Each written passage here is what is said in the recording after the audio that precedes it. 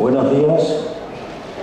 Muchísimas gracias a cada uno de los presentes por participar de este evento.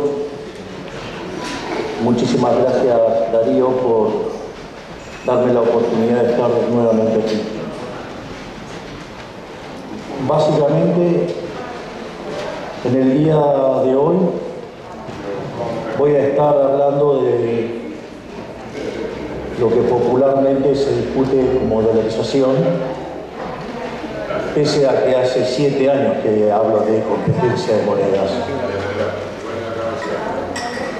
Pero bueno, parte de este trabajo es lidiar con aquellos que mienten de modo directo o deformando lo que uno dice, o aquellos que intentan formar opinión con datos falsos.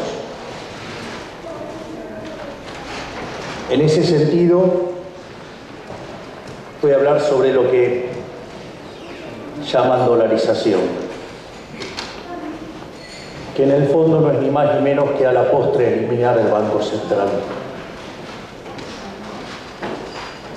En ese sentido,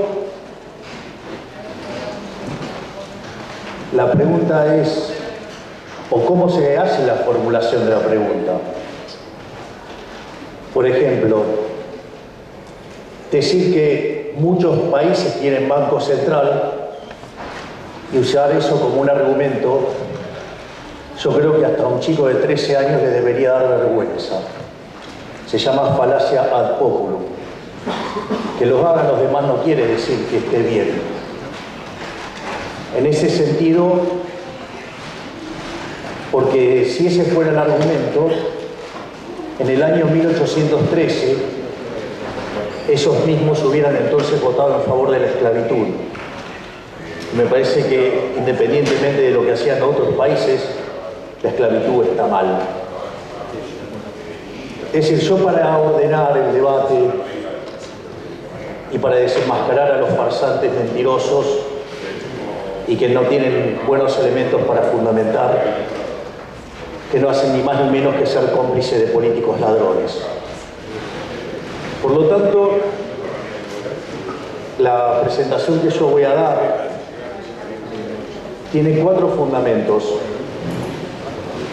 Hay un fundamento de índole moral, hay un fundamento de índole técnica, hay un fundamento que tiene que ver con lo instrumental y hay un fundamento de índole política. Respecto a lo que tiene que ver con el fundamento moral,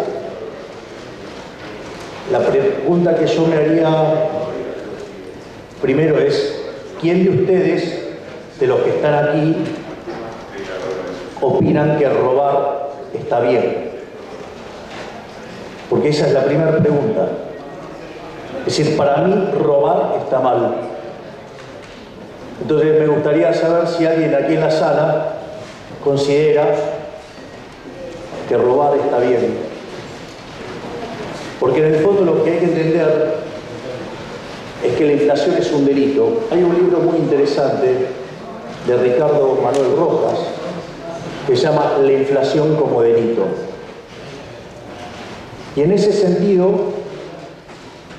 yo lo suelo ejemplificar con un caso, que es el hecho de ¿qué pasa si yo en este momento tomara una fotocopiadora y me pongo a fotocopiar billetes e intento intercambiar estos billetes salidos de mi fotocopiadora a cambio de bienes que tengan ustedes en este momento? ¿Quién de ustedes aceptaría eso? Nadie lo aceptaría, porque es una estafa. Es decir, los estaría estafando. Ahora, es interesante porque eso mismo es lo que hace el Banco Central. Falsifica billetes para intercambiar sus bienes. ¿Y por qué puede hacerlo el Banco Central? Lo puede hacer porque existe algo que se llama curso forzoso. Es decir, ustedes están obligados a aceptar los pesos. Entonces, en ese sentido también se viola el principio de igualdad ante la ley. ¿Por qué lo pueden hacer los políticos desde el Estado y por qué no lo puede hacer el sector privado? Es decir, justamente eso lo que muestra que algo puede ser legal, pero que es ilegítimo. Y por lo tanto estamos frente a un robo y frente a un trato desigual ante la ley, y que en Argentina nos ha salido bastante caro. Porque recordemos que Argentina no es que tiene Banco Central desde siempre. Argentina tiene Banco Central desde el año 1935. Y si ustedes revisan los 50 años previos a la existencia del Banco Central, la inflación en Argentina era del 0,9% anual. Es decir, ni siquiera llegábamos al 1%. Después, cuando creamos el Banco Central, en los primeros 10 años, cuando fue mixto, la inflación promedio fue del 6% anual. Número muy alto para los registros de la época. Después lo nacionalizamos en 1946 y de ahí en adelante nuestra inflación promedio fue del 250%. Le quitamos 3 y 0 a la moneda, tuvimos 2 hiperinflaciones sin guerra. Una verdadera estafa que terminó con el repudio de la moneda y derivó en el programa de convertibilidad. Programa que a lo largo de su existencia tuvo una inflación promedio del 9% y que se concentró en los primeros 20 meses del programa, y a partir de 1993 Argentina era el país con menos inflación del mundo. Es decir, que cuando le sacamos la navaja al mono asesino, funcionó. Pero claro, no se la habíamos sacado del todo, solamente lo habíamos guardado, se la habíamos dejado lejos de la mano nada más. Y cuando los políticos ladrones se quedaron sin financiamiento, volvieron a recurrir a la máquina. ¿Pero qué dijeron? Lo que dicen siempre, que esta vez será diferente. Siempre dicen lo mismo. Y la realidad es que no fue diferente, porque en los primeros 4 años del régimen K, la inflación promedio estuvo en torno al 10%, durante el segundo periodo del régimen K 20%, en el tercero cerca de 30%, con Macri poco más de 40%, y ahora viaja al 150 anual. Nunca es diferente. Nunca es diferente. En especial porque el Estado es una organización criminal cuya característica es que tiene el monopolio de la fuerza. En ese sentido, el primer argumento en contra del Banco Central no solo es entonces de índole empírica, sino que además, sobre todas las cosas, es moral, porque robar está mal. Obviamente que los políticos siempre tienen un conjunto de delincuentes que, disfrazados de científicos o de gente de conocimiento, mienten en favor de esas atrocidades que ellos proponen. Y eso incluye varios rubros. Y obviamente los economistas no están exentos de eso. Dicho lo importante, porque el eje central es que robar está mal, y que es más, hasta me cuesta pensar gente en el sector privado aceptando que los delincuentes de los políticos los roben con el impuesto inflacionario. Pero bueno, eso es parte de otra discusión. Eso creo que ya entra en el plano psicológico. Ahora, lo otro importante que tiene que ver con el debate técnico es lo que es el dinero. Una de las cosas que yo descubro es que supuestos economistas con mucha reputación y que supuestamente saben y que supuestamente tienen soluciones, no saben qué es el dinero. Por eso también me tomé un rato para esta charla dedicar a explicar qué es el dinero. Porque si no entendemos de lo que estamos hablando, difícilmente entendamos por qué hay que eliminar el Banco Central. Básicamente el dinero es lo que se denomina un bien de intercambio indirecto. Originalmente la sociedad se organizó en forma de trueque. Ahora el trueque tiene básicamente dos problemas. Uno de los problemas que tiene es lo que se llama la doble coincidencia. Es decir, yo quiero vender mis anteojos y quiero hacerme, no sé, de cuadernos, pero tengo que conseguir a alguien que vende cuadernos y que quiera tener mis anteojos. Eso, digo, es algo bastante complicado. Pero otra cosa que puede pasar también, hay otro problema que se llama indivisibilidad. Es decir, yo puedo querer pan y el panadero puede querer una charla de economía, pero el problema es que la cantidad de kilos de pan que requeriría pagar mi conferencia, yo no quiero toda esa cantidad de pan. Por lo tanto, eso plantea, digamos, también otro problema operativo. Pero a diferencia de lo que presume un político, que entonces seguramente va a creer que ustedes quedarían inmovilizados frente a esa situación, no, el ser humano le encuentra la vuelta. No necesita el Estado para encontrarle la vuelta. Y efectivamente le encontró la vuelta. Buscaron bienes que sirvieran para intercambiar bienes. ¿Y el primer dinero cuál fue? Cuando el nombre era nómade, el primer dinero fue el ganado, porque de hecho iban con el ganado a todos lados. El ganado hasta se movilizaba solo. En ese sentido, el primer dinero que utilizó el hombre fue el ganado. Entonces compraban y vendían el ganado, no solo porque le interesaba para comer, sino que además lo usaban para hacer otros intercambios. Es decir, se usaba de una forma para arbitrar con otros bienes. Ahora, cuando el hombre se volvió sedentario, dejó de ser nómade, ¿cuál es el punto? Pudo cambiar el tipo de dinero. Entonces, una de las cosas que comían mucho los seres humanos, ¿qué era? Pan. Entonces, la moneda natural que surgió a partir de ahí fue el trigo. Y así aparecieron otros tipos de monedas. La sal, el café, el tabaco. Piensen en las películas de cárceles, como por ejemplo los cigarrillos ofician de dinero. Es decir, como verán, todos mecanismos de hacerse de dinero sin que esté el Estado en el medio. Ahora, ¿cuál es el problema con esa característica o ese tipo de dinero? Que no cumplían la función de ser reserva de valor. Con el paso del tiempo se deterioraba y por ende no les servía como un mecanismo de mover el consumo a lo largo del tiempo.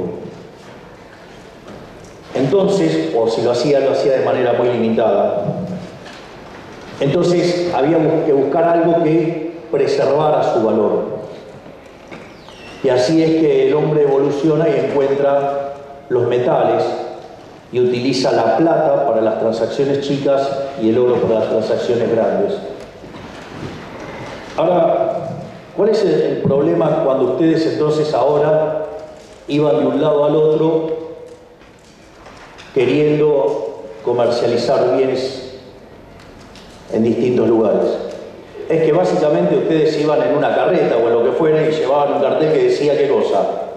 Llevó oro, llevó plata, es decir, eran un blanco fácil. De hecho, días atrás mencioné como un héroe anarcocapitalista el Zorro, porque el Zorro, sí, que vivía en Los Ángeles, si no me equivoco, cuando llegaban los barcos, claro, los que llegaban en el barco, ¿qué traían? Traían mercancías, traían oro y plata. ¿Y qué hacían? Los interceptaban en el camino. ¿Para qué? Para robarle justamente esos bienes, y las monedas y el dinero. Y en ese sentido, ¿por qué entonces el Zorro era un héroe? Bueno, porque preservaba el derecho de propiedad, pero sobre todas las cosas preservaba el libre comercio. Es decir, entendido como una fuente de bienestar y comercio, la apertura. Y además también contra quién peleaba, contra los soldados, que eran el Estado. Es decir, era un anarcocapitalista perfecto. Y esa situación es lo que llevó al hombre a hacer que depósitos en instituciones que cuidaran ese oro y esa plata y a cambio recibían certificados. ¿Y qué hacían entonces? Comercializaban esos certificados. Y después había una cuestión de clearing y se terminó el problema. Como era de esperar, siempre aparece algún vivo que empezó a emitir certificados sin el respaldo. Bueno, eso generó algunos problemas y los estados vieron la beta y dijeron, bueno, ahora lo vamos a hacer nosotros. Y entonces empezaron, digamos, nada más que ahora lo hacían con el respaldo del aparato represivo del Estado. O sea, entonces, pero como la gente sustituía las monedas, con lo cual el tema de la sustitución de monedas no viene de ahora, viene de largo. Entonces, ¿qué pasa? En 1445, en el primer Congreso de Génova, se establece el curso forzoso. Es decir, obligarlos a demandar dinero para cobrarles impuesto inflacionario. De hecho, ¿qué es el cepo? El cepo justamente es eso. El cepo es típica medida de la casta política que en primer lugar implica un cercenamiento a la libertad, porque si yo me gano mi dinero honestamente, yo me lo tengo que poder gastar en lo que se me da la gana. Y si querer gastarlo en lo que se me da la gana es comprarme lechugas crocantes verdes, es un problema mío. Digo, ¿quién es el político para decir qué puedo comprar y qué no? Pero no solo eso, fíjense que si ustedes en el diciembre del 2001 se hubieran quedado con pesos, en lugar de dólares, lo mal que les hubiera ido. Menos mal que esta vez iba a ser diferente. Entonces, no solo que van a estar afectando negativamente a su consumo presente, sino que también van a estar afectando a su consumo futuro. Con lo cual eso es ya bastante malo per se. Pero no solo eso, además genera descoordinación macroeconómica. Porque ustedes van a generar un exceso de demanda de divisas que va a tener un exceso de oferta en el resto de la economía. Y eso va a implicar que en el mercado de bonos el precio de los bonos se caiga, por ende las tasas de interés sean elevadas y por ende tendríamos un muy alto riesgo país. Eso generaría descoordinación en el mercado de bienes. El ahorro se fugaría, la inversión se derrumbaría, no habría acumulación de capital, no habría generación de puestos de trabajo y los salarios reales serían más bajos. Y la única forma que ustedes descubren en este mecanismo es generar más inflación para ir licuando los salarios en términos reales y mantener artificialmente baja la tasa de desempleo, llegando a un disparate donde el 30% de los argentinos con trabajos formales son pobres. Y eso lo que genera es mayor presión por el lado fiscal para hacer políticas sociales y con lo cual se aumenta el déficit fiscal y como no hay forma de financiarlo, se emite más dinero y se aumenta más la oferta monetaria y se profundiza el desequilibrio en el mercado de cambios. Y mientras tanto ustedes tienen un montón de dinero más del que querrían tener, justamente ¿para qué? Para ampliar la base imponible del impuesto inflacionario. Es decir, otra medida inmoral, otro robo. O sea, para ese tipo de cosas parece que le gusta a los políticos tener el dinero. Pero dicho esto entonces,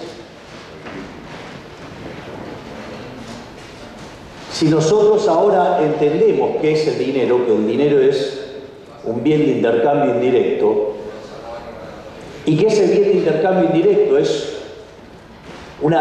técnicamente se llama demanda derivada, pero si ustedes quieren es una demanda espejo del sendero de consumo que ustedes deberían tener a lo largo de su vida en función de lo que han resuelto en términos de lo que se denominan los parámetros profundos.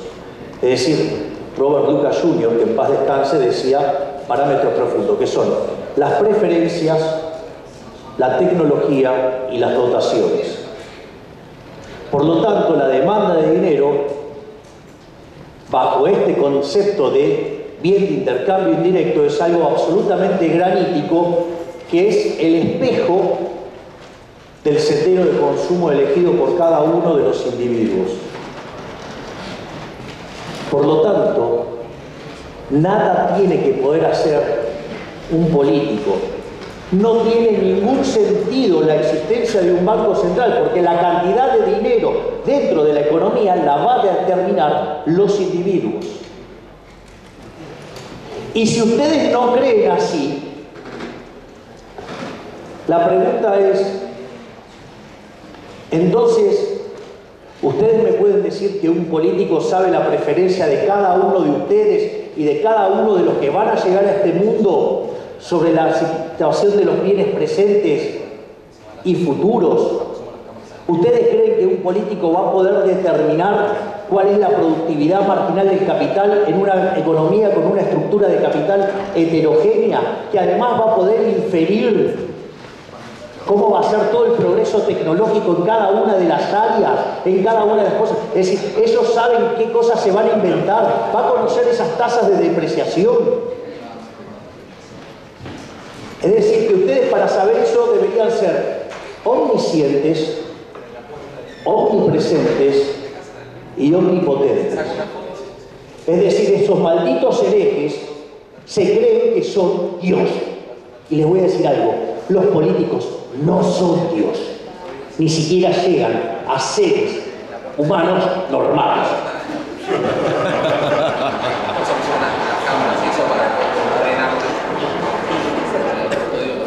Por lo tanto, en ese contexto, como no se puede determinar eso, de hecho, el eje central de Hayek, la fatal arrogancia, es que crean que pueden determinar eso.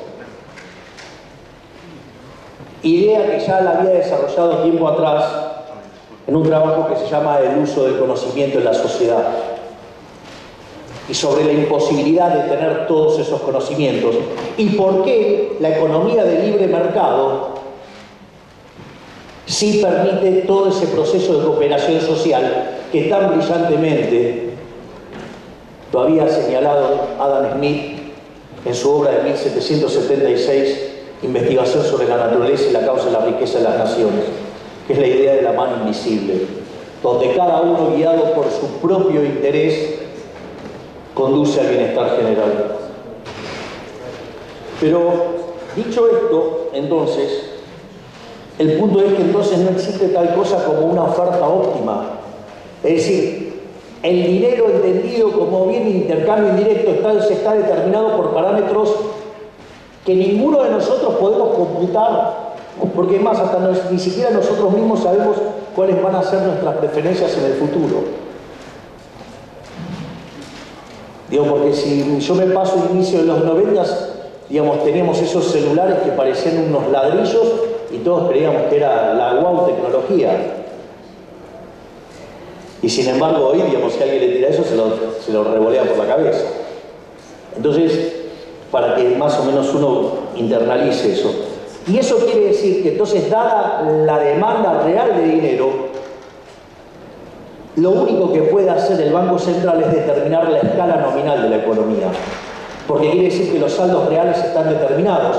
Y cuando determine la cantidad de dinero el Banco Central, va a salir entonces, como consecuencia de ellos, el nivel de precios. Y lo único entonces que va a poder hacer es determinar el nivel de precio. Al margen que lo único que puede hacer el Banco Central, además, es hacer daño. Y voy a explicar por qué. Porque si expande, por ejemplo, porque, como dijo el ministro Massa, que él quiere tener el control de la tasa de interés. Es decir, primero tendría que tener el conocimiento de todas las cosas que dijimos antes, con lo cual es bastante aberrante creer que puede determinar eso. Pero ahora veamos el daño que va a causar cuando quiere manejar la tasa de interés. Bueno, quiere decir que entonces la tasa de interés que hay no le gusta. Entonces debe considerar que tiene que ser más baja, como todos los políticos. Eso quiere decir que entonces Lo primero que hay que entender además es que la tasa de interés existe porque existe el tiempo. Ustedes pueden tener tasa de interés independientemente de que haya dinero, independientemente de que haya un banco central, porque tiene que ver con pasar el consumo del presente al futuro y viceversa, y lo mismo la producción. El primer caso se llama ahorro, el segundo se llama inversión.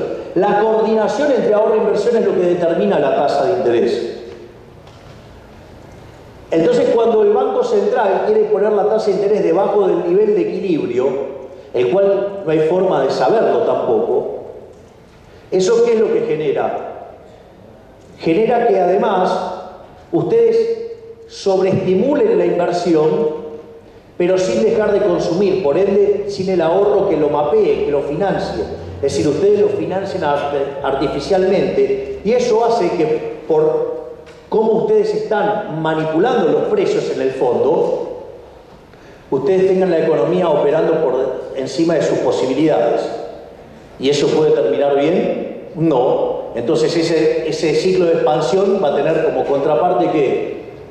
Va a tener como contraparte la depresión, la caída, la recesión. Es decir, que lo único que pueden hacer, entonces cuando expanden es generar ciclos de expansión y contracción, es decir, generar las bases de una nueva crisis. Debe ser que entonces al ministro Massa le encanta generar crisis.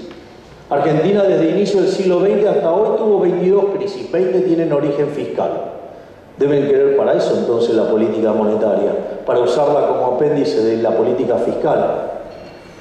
O puesto en otros términos, Argentina de los últimos 122 años tuvo déficit fiscal en 112. En el fondo, no es ni más ni menos, quieren retener la política monetaria como un instrumento de dominación fiscal sobre la gente de bien, es decir, sobre ustedes, sobre los que laburan.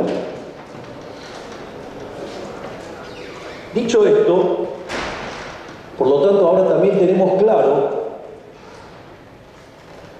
que entonces cuando el Banco Central expande hace daño, pero cuando contrae también hace daño, porque induce a una recesión de manera innecesaria y destruye capital de manera innecesaria, y entonces después va a tener que la economía recomponer ese capital destruido.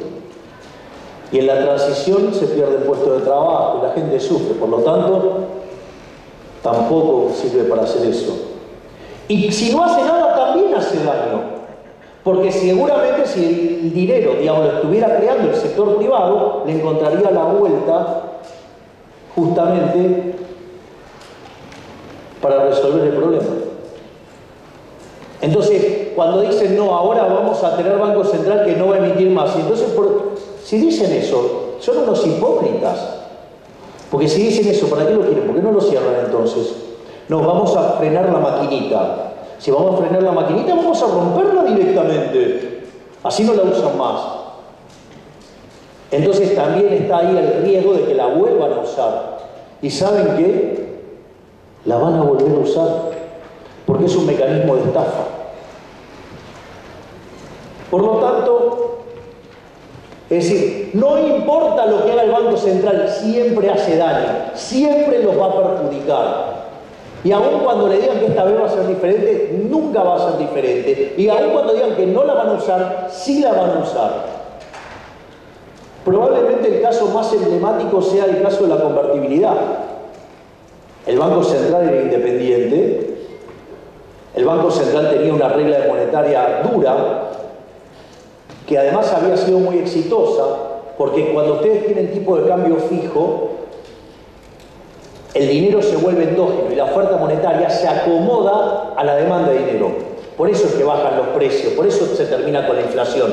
No como creen los brutos del kirchnerismo, que eso deriva de que fijaron el tipo de cambio y tienen esa estupidez de creer que entonces los precios se modifican porque se modifica el tipo de cambio. No, el tipo de cambio es un precio más de la economía. En ese sentido,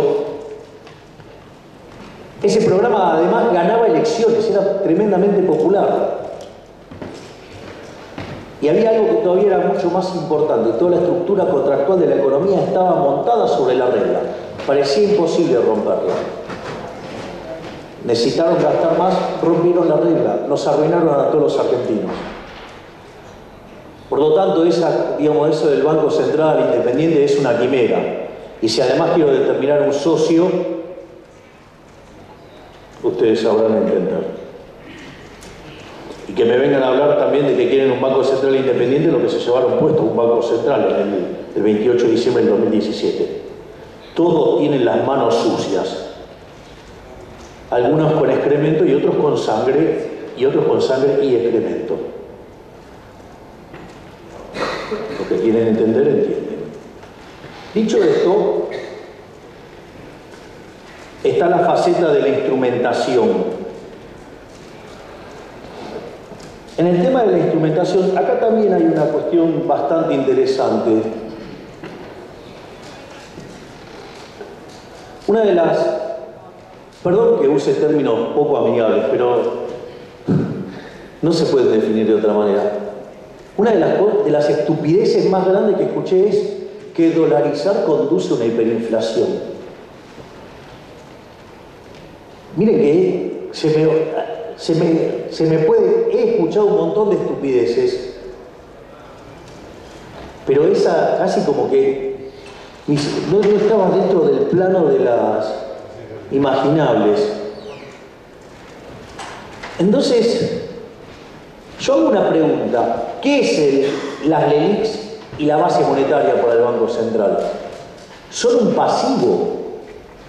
Y si ustedes, no sé, piensen en términos de mercado de deuda, si ustedes van a rescatar la deuda vale más o vale menos?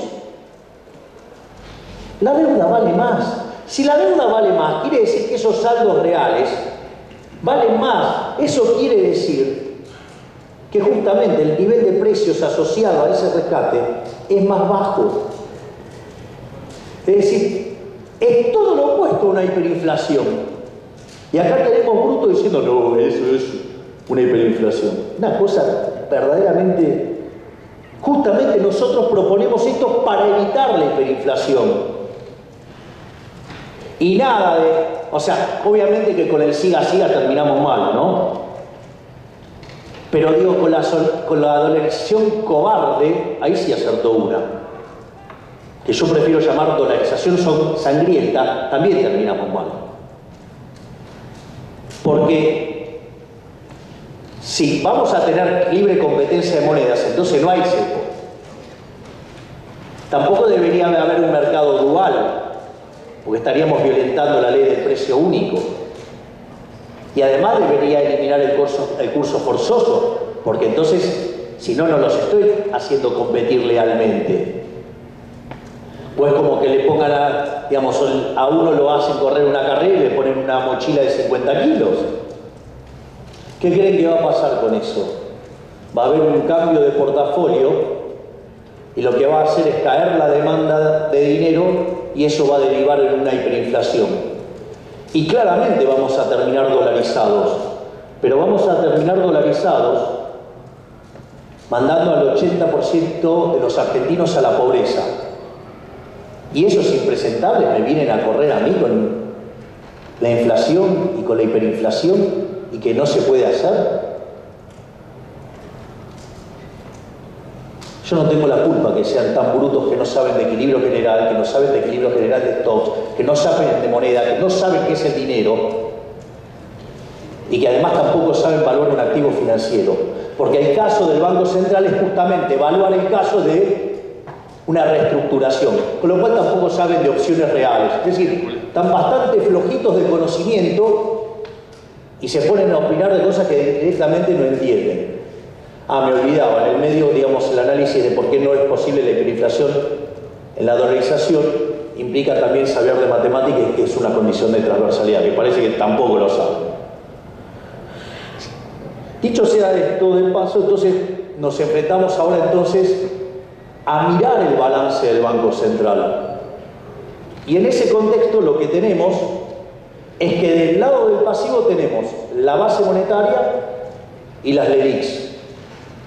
Si ustedes miran ese pasivo a lo largo de los últimos 2 años, ustedes van a ver que fluctúa en el rango de los 30.000 a 40.000 millones de dólares. Si cuando que se empieza a pasar de los 40.000 millones de dólares, ustedes se encuentran con que termina saltando el tipo de cambio. Y cuando está más cerca de los 30.000, digamos, tiene el gobierno aire para darle un poco de rosca a la política monetaria. En ese sentido, hoy, digamos, el balance está en torno a los 35.000 millones de dólares. Pero nosotros solemos hacer la cuenta como si fuera el peor de los casos, que es 40.000 millones de dólares, donde tendríamos 10.000 millones de dólares de base monetaria y 30.000 del ELIX. Y lo que uno tiene que conseguir es rescatar 40.000 millones de dólares. Y cuando rescatamos los 40.000 millones de dólares, terminamos con el problema de la inflación en la Argentina. Entonces la pregunta es, ¿cómo nos hacemos de los 40.000 millones de dólares? Y ahí concretamente nosotros tenemos 5 alternativas. Es decir, este miércoles que pasó, digamos, me hice de una alternativa nueva.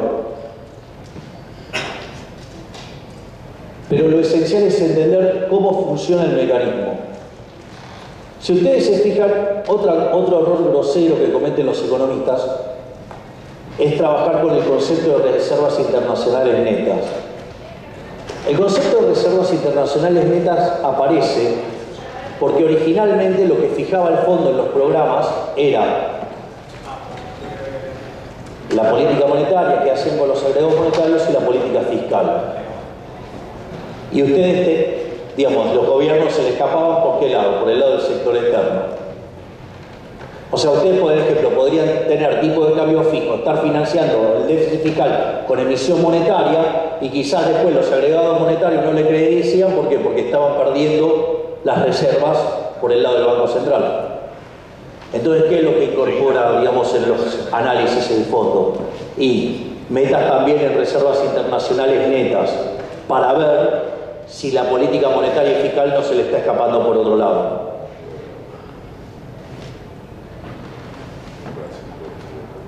En ese sentido,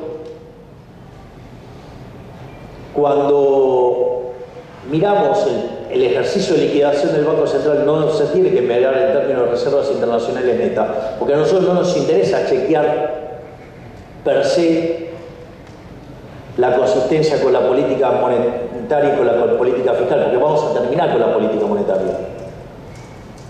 Entonces, ¿qué es lo que sucede? Usted tiene que mirar qué tienen de reservas y qué tienen para liquidar dentro del Banco Central. Y entonces ahí ustedes se van a encontrar con la posición de oro, se van a encontrar con la posición del BIS, se van a encontrar con la composición de DEX, se van a encontrar con la posición de CEDESA. Cuando ustedes sacan la cuenta, en todo eso más o menos tienen cerca de 10.000 millones de dólares. Es decir, tendrían los elementos como para poder rescatar la base monetaria. Que ahí también hay distintas formas de hacer el rescate. Una forma de hacer el rescate es como intentó hacer Ecuador. Ecuador les exigió a los ecuatorianos que a los 3 meses cambiaran todos los sucres por dólares. Y hay un problema de índole operativa, no lo pudieron hacer. Es decir, piensen que en Argentina, por ejemplo, el billete más grande son menos de 3 dólares. Entonces, tenemos un problema operativo de los billetes físicos. En Ecuador después lo trataron de pasar a los 6 meses y después sí lo pudieron hacer a los 9 meses. En el caso de El Salvador fue distinto, le dejaron la opción a las personas que cambiaran los colonos cuando quisieran. Y en ese sentido tardaron 24 meses. Lo que nosotros estamos pensando es ir por una solución como la de El Salvador y que cuando se cubren 2/3 de la base monetaria es una suerte de referéndum y ahí automáticamente decidimos dolarizar. Por lo tanto, digo, cualquiera de las estupideces que dicen en términos de tiempo, que nosotros dijimos un determinado tiempo, es falso. Porque lo va a determinar la gente. Cuanto más rápido quieran los dólares, más rápido se hace. Cuanto menos rápido, es decir, va todo a depender de la velocidad a la cual se decide cambiar ese dinero. Aquí hay un punto adicional y que lo voy a señalar de manera explícita. Así, si tenían alguna duda del desprecio que siento por el Estado y los políticos, ahora les va a quedar más claro. ¿Se puede hacer más rápido? Sí, se puede hacer más rápido. Ustedes podrían utilizar tecnologías digitales para hacerlo más rápido. Pero ¿cuál es el problema si hacen algo así? Les van a quedar los deditos marcados. Y entonces, ¿qué creen que van a hacer los políticos ladrones? Van a ir después a cobrarles impuestos. Por lo tanto, no voy a promover ningún tipo de tecnología digital para que no venga ningún político ladrón en el futuro y les meta la mano en el bolsillo. Yo recuerdo cuando se discutía el control, digamos, el blanqueo en el gobierno de Macri, yo estaba totalmente en contra de blanquear. Mientras que, digamos, o sea, con mucha violencia, Prat Guy amenazaba a todo el mundo si no blanqueaban. Y recuerdo que Cavallo en ese momento decía, no, yo coincido mucho con Milei, pero en esto no, porque ahora hay que blanquear. Y yo decía, bueno, yo le puedo llegar a creer a Macri, pero si Macri después no gana, van a venir los otros y me van a romper la cabeza.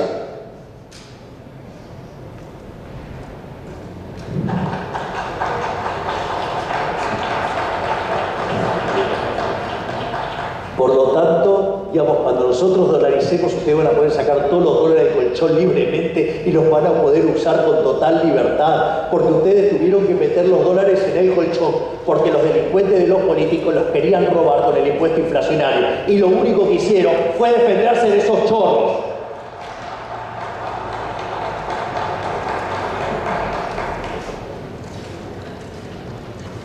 Dicho esto, ahora tenemos el problema de las LELIQs. Son 30.000 millones de dólares.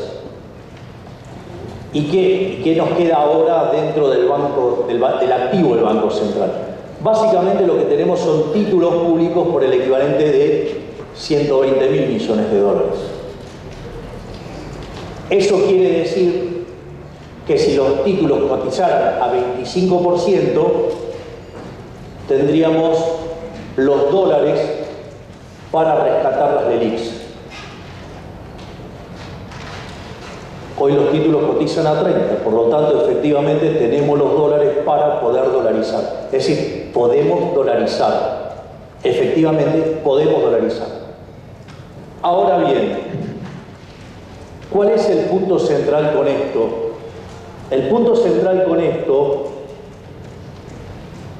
es que la ganancia de capital que se va a generar es enorme. Porque si yo entro a 25 y me voy a 100, voy a tener un número importante. Voy a multiplicar por 4. Si multiplico por 4 me dice una ganancia del 300%. Eso lo que está diciendo es que estamos dejando mucha plata en la mesa. Entonces, por ejemplo, hay opciones como la que desarrolla Emilio Campo, que permite un upside, supongamos de 25 a 50, pero de 50 a 100 vuelve a quedar en manos del Estado. Porque si entonces esos 120.000 millones quedan al 50, puedo rescatar deuda, puedo matar deuda por 60.000 millones de dólares.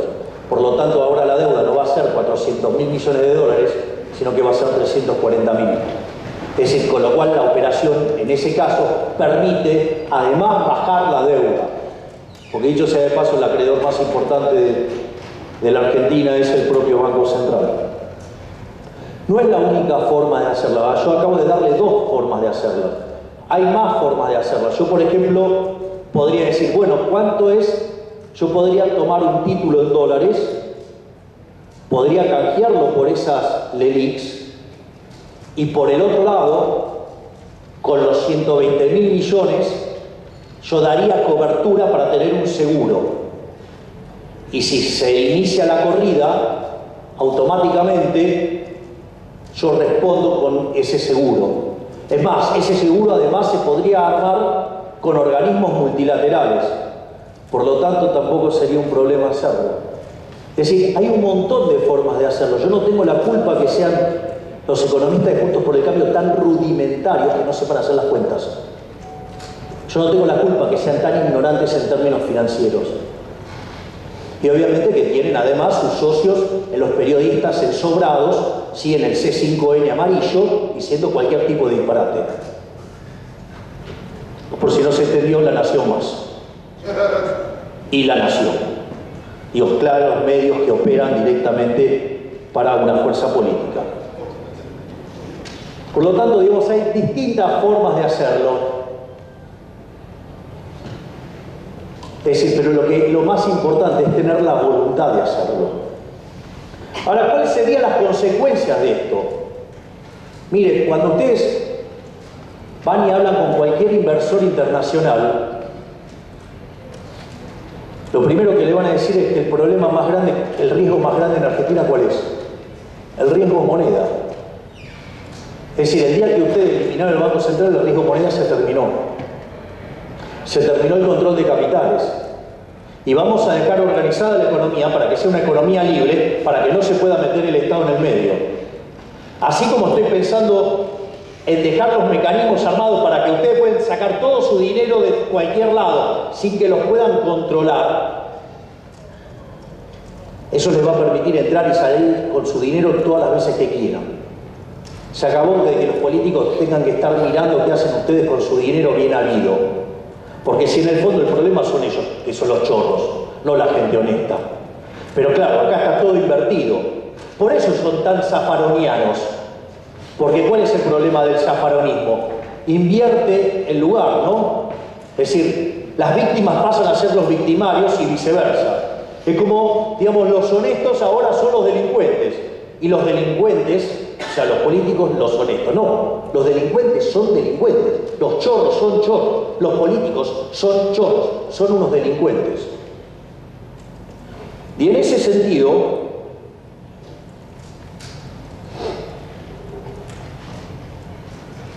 vamos sobre las ventajas de dolarizar. Porque ya sabemos que la inflación va a bajar. También hay otros economistas mentirosos que dicen que, por ejemplo, el caso de Ecuador fue un fracaso. Interesante, porque multiplicaron sus salarios en dólares por 10. De hecho, el salario mínimo en Ecuador es casi $500. Acá es 180, así que qué mal le va a Ecuador con la dolarización. Digo, para que sepan cómo les mienten los economistas. Pero digo, son gente que operan para políticos, tienen que comprender eso. En ese sentido, ya vimos que se destruye el riesgo moneda, desaparece. Otra cosa que sucede, acá me voy a poner neoclásico, yo tengo otra forma de pensarlo, pero a los efectos de hacerlo fácil va a servir. Una de las cosas que dicen que para que un programa económico de shock sea exitoso, tiene que ser, ¿qué cosa? Creíble. Ahora, para que ustedes se vean creíbles, necesitan tener reputación. Y Argentina, en materia de reputación, está como la amiga de Arrajón en la canción. ¿No? Y la reputación son las primeras 6 letras de esa palabra. Bueno, así está Argentina. En ese sentido, lo bueno de la dolarización es que como es irreversible, inexorablemente se hace creíble y por ende tiene las condiciones para que ese programa sea exitoso. Y si ese programa es exitoso y ustedes tienen una expansión del nivel de actividad, con mejora del empleo, con mejora de los salarios reales, una de las cosas que va a pasar, les van a mejorar los números fiscales y por ende el riesgo de contraparte cae. Y si les cae el riesgo de contraparte, les cae el riesgo de moneda, también les cae ¿qué? El riesgo de tasa de interés. Por lo tanto, el programa va a ser recontra expansivo porque va a pulverizar el riesgo país. Y no es cierto que no crea riqueza, sí crea riqueza, porque cuando ustedes bajan la tasa de interés de manera permanente, ustedes están generando expansión de la estructura de capital de manera permanente. Por lo tanto, terminar con una institución que causa daño, que destruye las señales de precio, sí genera valor. Es decir, genera, o si ustedes quieren, deja de destruir valor. Y como viene de destruir mucho valor, cuando ustedes cesan esa destrucción, la economía rebota. Pero además hay otro efecto, que en la literatura se llama efecto Hume-Cantillon. Yo lo voy a hacer con un ejemplo fácil para que veamos cuáles serían los efectos de la dolarización después de que doy el ejemplo. Supongamos lo siguiente, a mí me cae la demanda de dinero. Cuando me cae la demanda de dinero, me sube el precio del dólar. Cuando me sube el precio del dólar, en realidad tienen que subir todos los precios. Lo que pasa es que como el dólar es un activo financiero, sube primero. Después, ¿qué van a subir? El precio de los transables. Después va a subir el precio de los mayoristas. Después va a subir el precio de los minoristas y después van a subir los salarios. Es decir, que en toda esa carrera de los precios, los salarios vienen atrás. Por eso los salarios en Argentina son miserables. Y si ustedes mantienen la política para mantener la tasa de desempleo baja, vivimos con salarios miserables, por eso tenemos 30% de los empleados formales pobres. Cuando ustedes terminan con el proceso ese de generar inflación, los precios que ya subieron, ya está. Digo, el dólar, por ejemplo, no sube más. Porque también en esas estupideces que dicen sobre cualquier tipo de cambio y las cuentas que hacen, no, muchachos, digamos, yo soy liberal, yo creo en el sistema de precios, entonces se va a hacer ¿qué? Al precio de mercado. ¿Cuánto está hoy el contado con liqui? ¿7.30? Hoy sería a 7.30.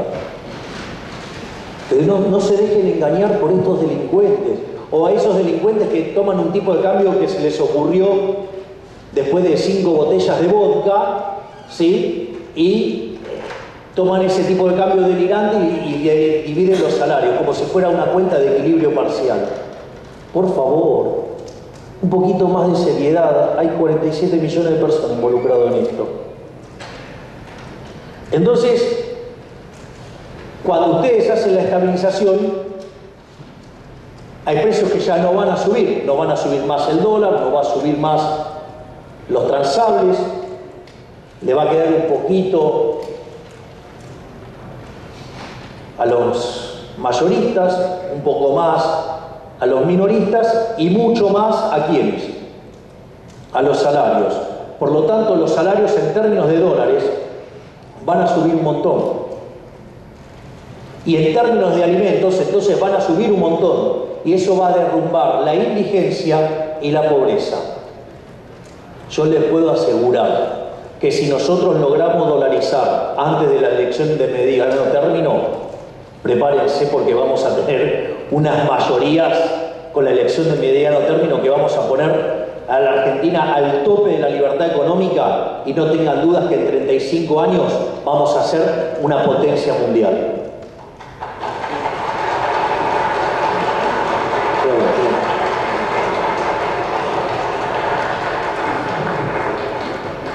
Por lo tanto, siendo tan evidente la cuestión en el plano moral, que todos estamos de acuerdo que robar está mal, siendo tan evidente la cuestión técnica, al menos para los formados, y siendo tan evidente la cuestión instrumental, la pregunta es, ¿por qué no lo hacen? Es simple, los políticos roban de ahí. En los últimos 20 años, esta maldita casta política, esta basura de políticos que tenemos, que les recuerdo que en el 2001 hubo que se vayan todos y no se fue ninguno. Están los mismos, pero se multiplicaron además. Además, duplicaron el tamaño del Estado. Entonces, cuando uno dice, no, yo quiero ir al tamaño del Estado que había previo al kirchnerismo, dice, no, eso no se puede. Y claro, si están todos atornillados a la silla cobrando guita del Estado, o sea, de la que pagamos nosotros con el fruto de nuestro trabajo. La contracara es que con el Banco Central, en los últimos 20 años nos robaron 280.000 millones de dólares. Y si ustedes se fijan, conforme que va aumentando la inflación, ese daño es mayor. Este gobierno está a punto de pasar los 90.000 millones de dólares. Y si lo toman en términos del último año, vamos camino a 25.000 millones de dólares. Es decir, no lo quieren hacer, porque de ahí nos roban estos delincuentes 5 puntos del PBI. Por eso no sale. Por eso, digamos, los micrófonos ensobrados. Por eso los profesionales que le llenan de guita los bolsillos para que vayan y hablen en contra de la dolarización, porque es en contra de los negocios de los políticos corruptos y sus socios. Por lo tanto, nosotros venimos a cambiar esta Argentina prebendaria. Vamos a terminar con esta maldita casta que nos hunde, que no son solamente los políticos ladrones, también son los empresarios prebendarios, también son los sindicalistas que entregan a sus trabajadores, también son los periodistas ensobrados y también los profesionales, ¿sí?, que venden ciencia a cambio de guita para influenciar la opinión pública. Llámese, no sé, economistas, abogados, encuestadores y demás yerbas que se dedican a operar para mantener este sistema que hunde a la Argentina. Por lo tanto, los invito a una nueva Argentina, la Argentina liberal, que en 35 años va a volver a ser potencia. ¡Viva la libertad, carajo! Muchas gracias.